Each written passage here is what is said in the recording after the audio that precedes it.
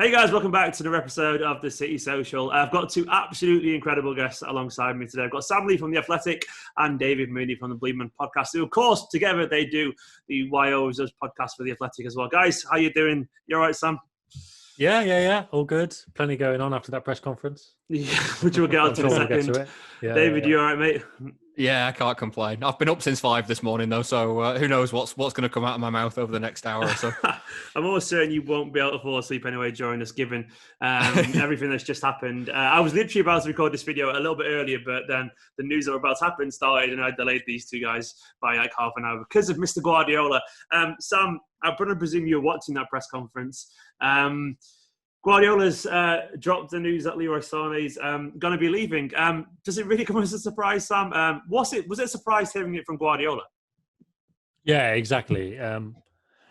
It's not. I put it on Twitter, but when you ask the question, is anybody actually surprised? It sounds like you're making a point, and I wasn't. I wanted to see, but no. I mean, I obviously I wasn't, and it doesn't seem like most people were surprised. But as you say, the fact that Guardiola said it makes it real now, because I can completely understand the fact, certainly from a fan's point of view, you may read things in newspapers or online and you may well trust them, but you always think, okay, well, maybe it would change. And even I was thinking, well, I didn't think it was going to change, but you never know in football. You never know, there might have been some late turnaround, or there might still be a late turnaround, but the fact that Guardiola said it now, everybody knows exactly where they stand, and the situation is as everybody kind of assumed it was from reading all the reports. I suppose the fact that a lot of it came from Germany, people may have thought that they hoped that was just, Bayern Munich feeding the German media over there, and that wasn't the reality. But obviously now Guardiola's laid it all out.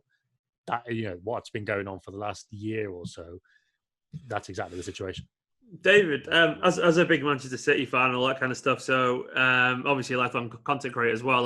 But as a City fan, how does it feel that now we've got someone of this high profile leaving the club, if that makes sense? Because it's not something that I'm used to, and at least in modern history. Obviously, going back 20 years, we're used to like Shawn Phillips and all that kind of being pulled away. But for a lot of fans, this is a bit of a change, isn't it? Yeah, City in the Mansour era, at least, I can't think of anybody they've let go that they didn't really want to let go off the top of my head. There's been players that have gone on and done better things elsewhere. They're few and far between. But you look at someone like Jerome Boateng, for instance, better career elsewhere from that kind of, well, bit of a disaster season he had at City. More often than not, though, when they go on, they don't go on to anything else. Sane is really the odd one out in all of this.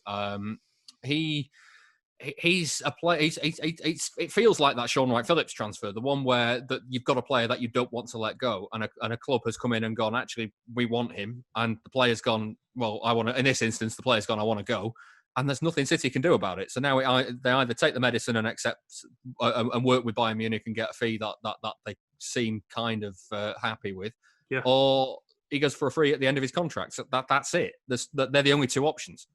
Does it feel like is there, and Evie, you can answer this, does it feel like a slight changing of the tide, so to speak? Because City have largely been seen, and this is my perception anyway, largely been seen as if you want one of their players, you can basically fuck off. You can't get them. And this is the first time this has felt. Will this change City's perception maybe, or does it weaken the club to an extent? I'll leave that with just you, Sam.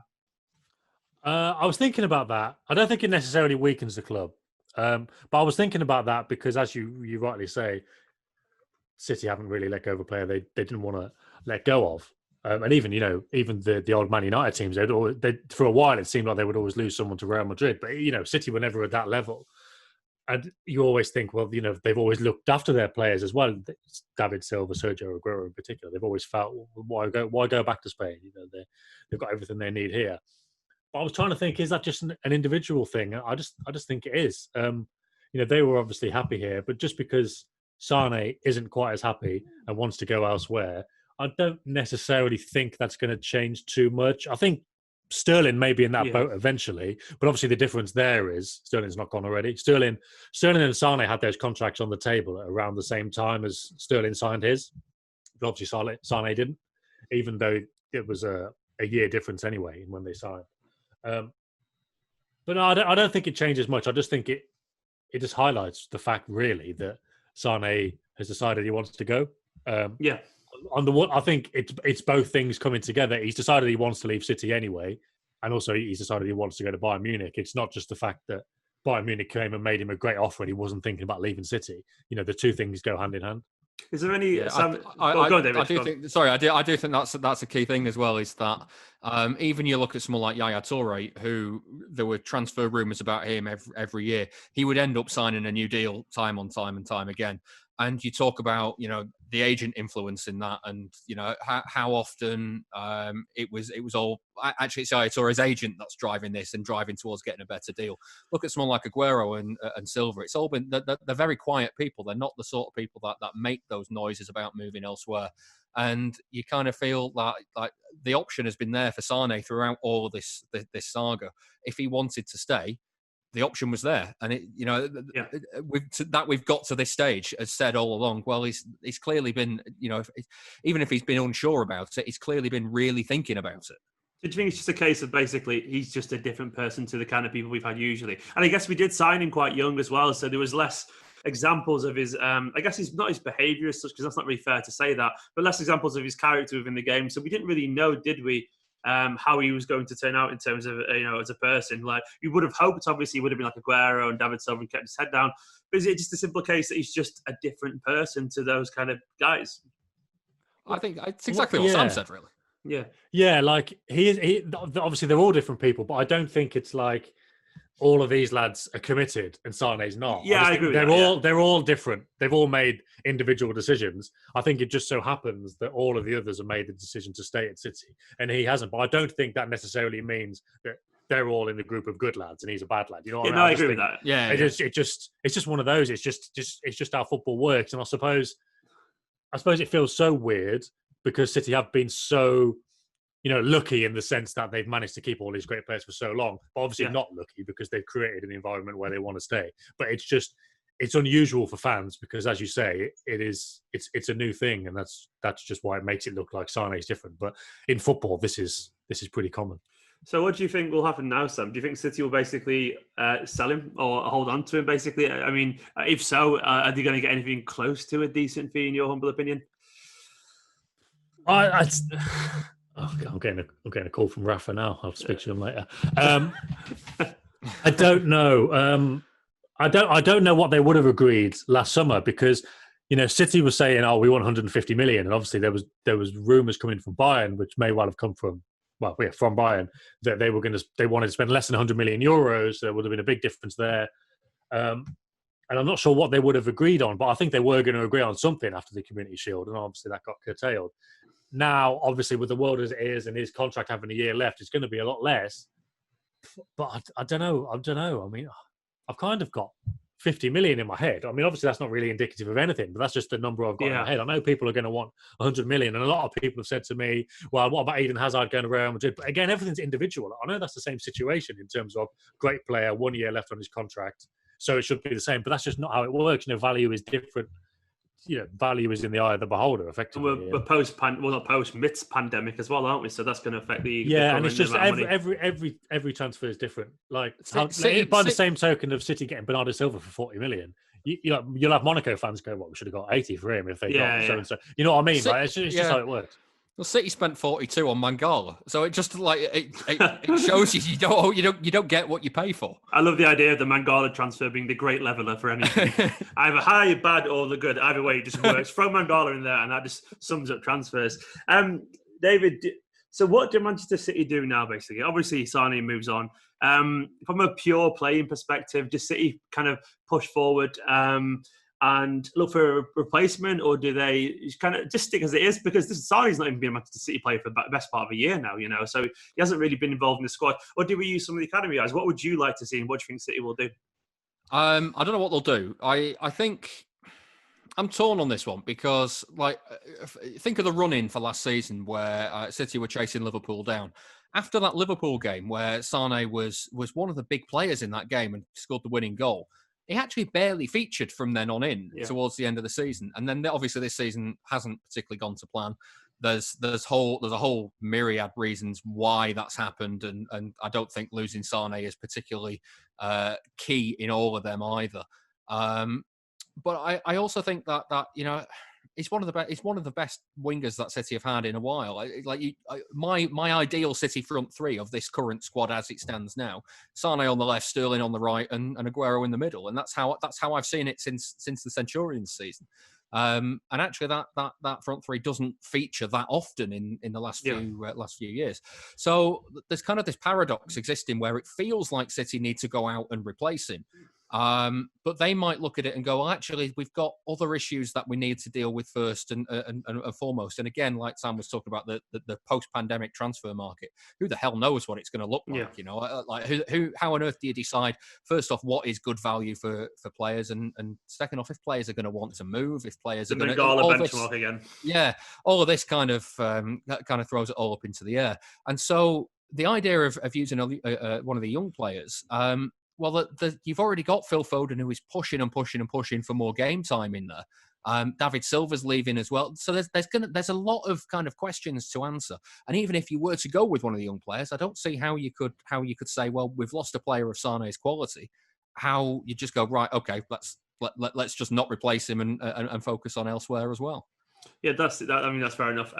Sam, I'm going to come to you about Jayden Braff, because I know you've been much quoted on some, and I've never actually seen the actual listen to the podcast, so I don't want to get out of context too much. But the Jayden Braff thing about City seeing him as a bit of a maverick or something like that, and not really. I'll choose the words carefully, but basically not impressing in training. But there's been some issues of some kind, basically. Do you think this potentially opens a door for him? I know it's quite a vague question. Or has anything shifted on that front as far as you're aware? I doubt it. I couldn't tell you if anything's changed in like the last 2 months, but I doubt it. I mean, I think the fact that he's not in training is as much about the fact that he's in Holland. Yeah, I think. And Guardiola said the other day that the players they've called up are mainly lads who are in the area. Obviously now with quarantine and everything, they didn't want to bring in players from all over the place. But I'm skeptical. I can't imagine he would be training with the squad too much now anyway, even if he was around. I don't know. Like even some of the first team players, when he's trained with them in the past, they're a bit like, this kid's, bit cocky, I suppose. And like, there's nothing wrong with that in football. And obviously there's nothing wrong with a 17-year-old not being a model professional, because, that's just, people just mature at different levels. But look, everyone watching this knows how kind of mature you need to be. It's not just a Guardiola thing. It's not like Guardiola is going, well, you're not at this level, but it's just a club thing, I think. Foden doesn't go out and just goes fishing with his old man. That kind of mentality and how switched on he is. Eric Garcia is like incredibly mature. Harwood Bellis is very mature as well. But after that whole Scunthorpe thing, I was told he probably won't play in the FA Cup again this season. And even though City had another draw, I think it was before the Sheffield Wednesday game, but it might have even been Port Vale. He didn't play. It was like, okay, that makes sense. And Doyle as well is kind of on another level, not maturity-wise and leadership-wise than the others. So you've got that side of things. And, he's had a lot of warnings around the academy and behaviour that, may have led to a suspension in other circumstances. Is there anything in particular you can say or that you know about? No. Yeah. Well, I know it is true, but I'm kind of... I think no worries, no. Yeah, it is true. Like, there wouldn't be any blowback from that. I've confirmed it with the club. I just think it's probably better off doing it sure. time. But like, it's not just a general vague. Look, he's not gone around beating people up. He's not gone around committing like serious crimes. Cigars and eyes, Balotelli-esque. Yeah, but there are like things where they're just like, this kid's not ready. But on the other side of it as well, just in terms of the consistency, like, and nothing happens overnight. Eric Garcia has kind of been dripped into the team. Foden's been around the first team. He was first in the squad in 2016, December 2016. Celtic. It was Celtic. I got asked to write about it, and I thought, I've no idea who this kid is. I remember one of the City press officers saying, he's this, he's been at club since he's 8 years old, this, and this, just so he could do a profile thing. But they get dripped in, it's a long process. I don't think anyone's just going to get parachuted in. Yeah. And no, I mean, obviously they do at other clubs. That is normal. And City fans will be thinking, well, this guy, he should be given a chance. But I just think at City, that's not how it works. No, I agree. Also, he's just not that consistent. He is like really good. He's got the potential to be really good, but he's not consistent enough. Like, there's just no way, unless like the finances are terrible after the Cas appeal and COVID and whatever, and there's just nobody. They need somebody. There's just no way he's going to be consistent enough for that first team anytime soon. And also, as well as the consistency, which is just a thing that applies to every young player, as far as City standards go, there's kind of the application as well. And they're kind of like, well, he's not got the right attitude to consistently, to improve and be consistent either at this moment in time. So, and when I was writing the piece on him, it just seemed like he's going to get a move to Germany at some point anyway. Yeah. And there's also the whole situation around his family around him. The family are like mavericks. I think his uncle is an agent, and he got sued or taken to court by Ajax because I think he'd sent threatening messages to Mark Overmars and Edwin van der Sar over another one of their players. So it's just like, he's not an easy player to deal with. And it's difficult for me to talk about because on the one hand, you've got to put across, kind of make fans realistic about the fact that Jayden Braff, as good as he looks, is not just going to rock up in the first team. You've got to be serious about why. But at the same time, I'm not going to sit here, and I didn't do this when I wrote it. You don't want to write off a 17-year-old kid because who has got the right mentality when they're 17. Foden and Garcia are freaks.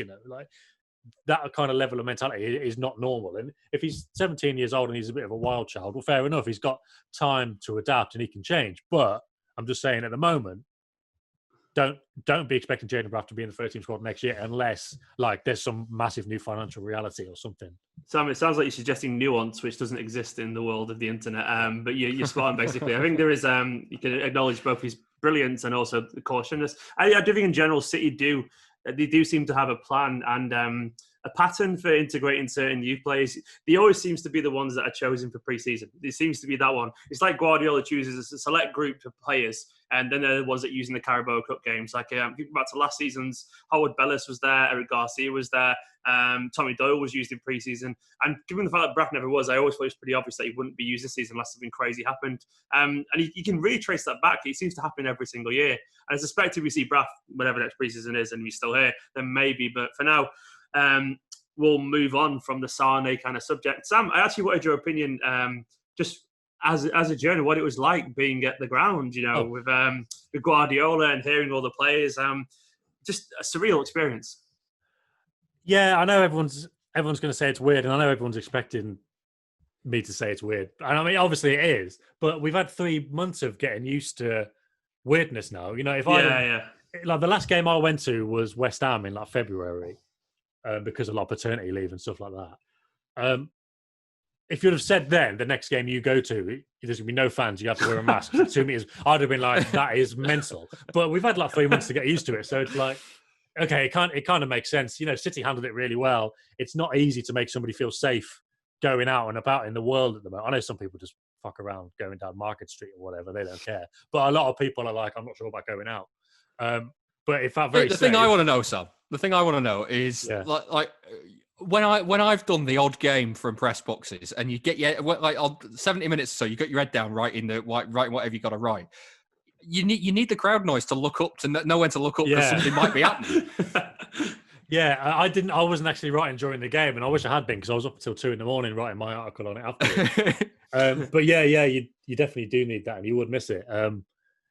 It was funny actually because you could hear. I don't think there was there must have been. But anyway, the commentator, so Sam Matterface was doing it for TalkSport. And when De Bruyne took that free kick after a couple of minutes, I think Sam Matterface said, it grazed the top of the crossbar. And then obviously he'd seen the replay as City were going to take the corner. He went, actually, it was tipped over. And Bernardo Silva could hear him and he turned around as if to say, that was quite funny. So all those little things, the interactions on the bench were quite funny. I hope I do get to stay in that seat because it's basically as closest to the City subject. Did you hear unless they change where the subs are? Anything that you can say? I mean, sure, no one's a trouble or out. Or... Yeah, no. Well, a lot of the conversations were in Spanish. It's just interesting to see the dynamic. That's why I always enjoy the mix zone, just to see the players walk through how they get on with each other and that kind of thing. But this you speak great. Spanish, don't you? Yeah, he does. Yes. Yeah, but so there we go. But first of all, before he didn't, they were I see what we want. Also, they had masks on as well, and I wasn't trying to eavesdrop. But Aguero, I've saved this because there's going to be an article on The Athletic over the weekend. I think about probably start next week actually. The things you can hear inside the stadium. But Aguero was basically still in streamer mode, just pissing about. Not all the way through the game. But when Dani Ceballos came on, he was shouting at Dani Ceballos. I couldn't make it out, but heckling him I fucking love him. I love him. Yeah. In a way that made me think, well, they must be mates. I don't know how they'd be mates, but they must be mates because the way he's doing it, you can tell he's like insulting him, but it must be as a joke. But then Walker and Ceballos went in like 50-50 with their studs up. I think Walker caught him on the top or the bottom of the foot or whatever. And Aguero started doing it again. He was shouting, and in that really like South American way that they just rifle off words. And I had to get the help of somebody else who was there, but I understood the last bit, which was like the most vulgar South American phrase I can imagine. But he was just like, he goes, stop screaming when you're rolling around on the ground because you're always doing that. And then this phrase. Amazing. And it was just, but he was miles away. Like if you're at all familiar with where the kind of the Tunnel Club is, he was kind of like right in the back corner of that in relation to, so I don't know, I'm thinking like 50 yards to where the bench is. And he was just shouting it, and all the other subs were like laughing, but like a naughty kid in class, like that is funny, but you're going to get in trouble, mate. And like the City press officer who could speak Spanish was sat behind him, and I couldn't see what he did. I just got the vibe that he must have been like, "What the hell?" So I mean, that was entertaining. But I mean, yeah, going back to the whole thing about being in the stadium, it felt, and I don't mean, I said this to Mooney on the podcast the other night, I don't mean it in like a derogatory way towards like the whole match day experience of having fans, because obviously football with fans is much better. But it felt pure. It was just 22 blokes in the football. There was nothing else. Did it remind you of academy games by any chance? Because like, academy games, you go there, it's hardly anyone, so you just watch football, and it's pretty quiet as well. And I hadn't actually thought of that, but yeah, that makes complete sense. That does. You do focus. I think it's easier to focus more on the game and what's happening as well. Also, I think it's lucky that I'm covering City, and obviously it's lucky for you guys that you're City fans and will watch City, because I would imagine a lot of the games, even the game like Friday night, Man United Spurs might not be particularly good. I do think atmosphere contributes a lot to football, obviously, and that's why so much is missing. And obviously in Germany, the home advantage has been lost quite a bit, but Bayern have won all their games because they've got quality players and they know what they're doing. Like I expect City to be pretty similar. Like I don't think they're going to be they know exactly what they're doing on the pitch. I don't think they're going to be so affected by what's going on off it. Injuries might be an issue, obviously.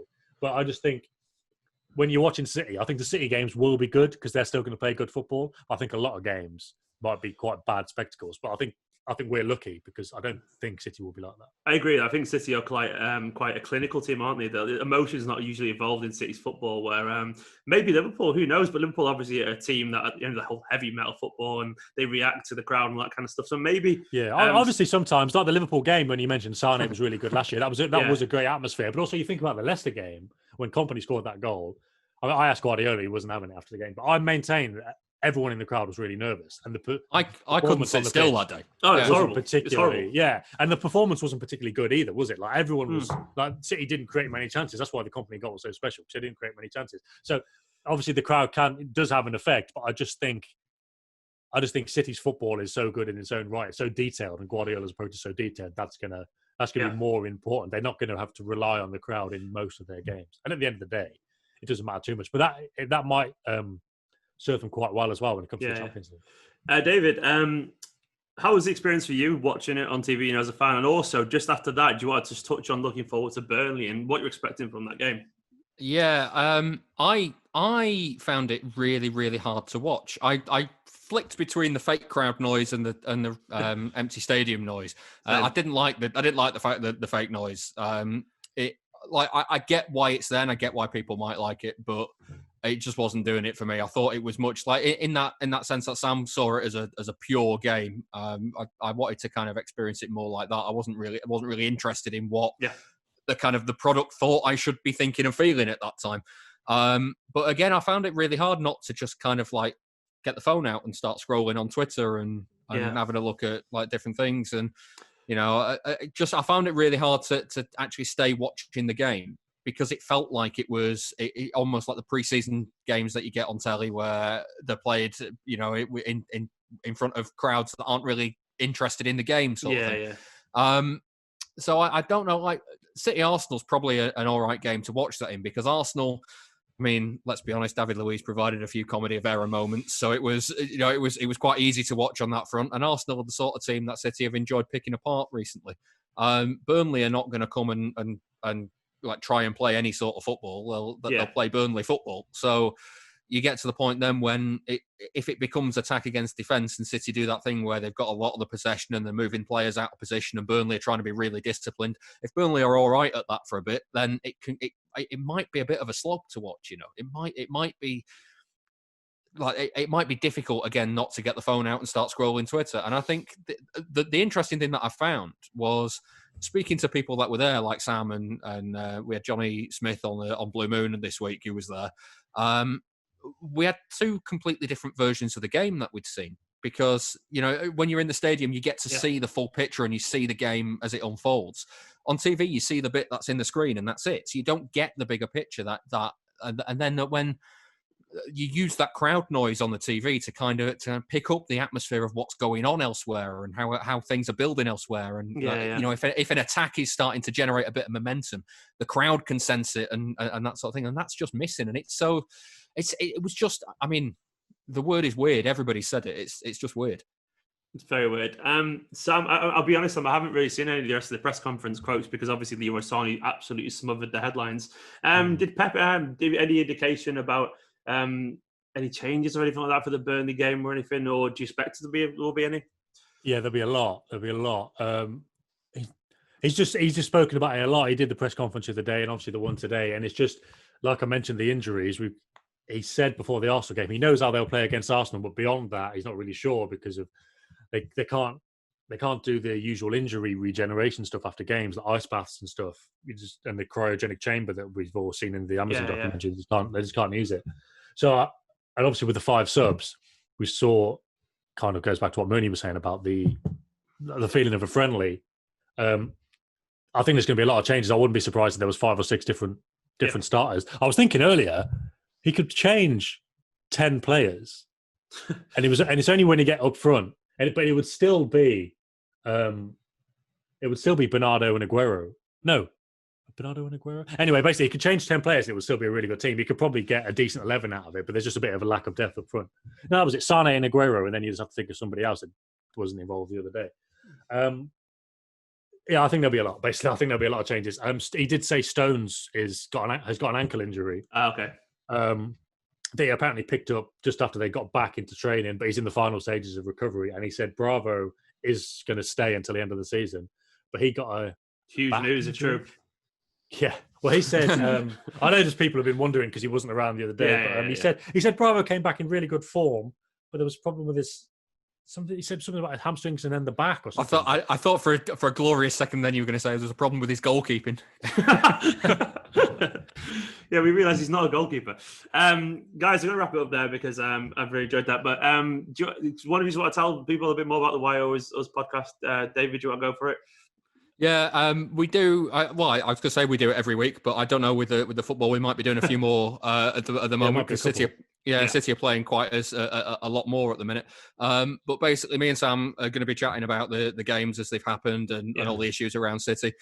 You get it on The Athletic. You subscribe to The Athletic and you can get it on that. And it's also on, I think you can get it through the usual podcast apps as well if you search for Why Always Us. I think The Athletic at the minute have got a 40% discount with Man City Pod. So go get that and have a look. I'll put that the link in the description for everyone. Obviously, David does the wonderful and iconic Blue Moon podcast as well. We all know about Sam. Guys, thanks for joining us. I've really enjoyed it. Genuinely really enjoyed it. So go check out the Why Always Us podcast because it's just these two just chatting more. I was going to say the description it's just this, but without you. Yeah. Just and which you don't. It's mainly him anyway. I just ask the questions and he talks for a bit. That's all that happens. Just one less white guy with a beard, basically. Guys, thank you very much for joining. We'll do this again hopefully soon if you guys are up for it. And go and watch the video about Sane, subscribe and all that kind of stuff, and we'll see you all very, very soon.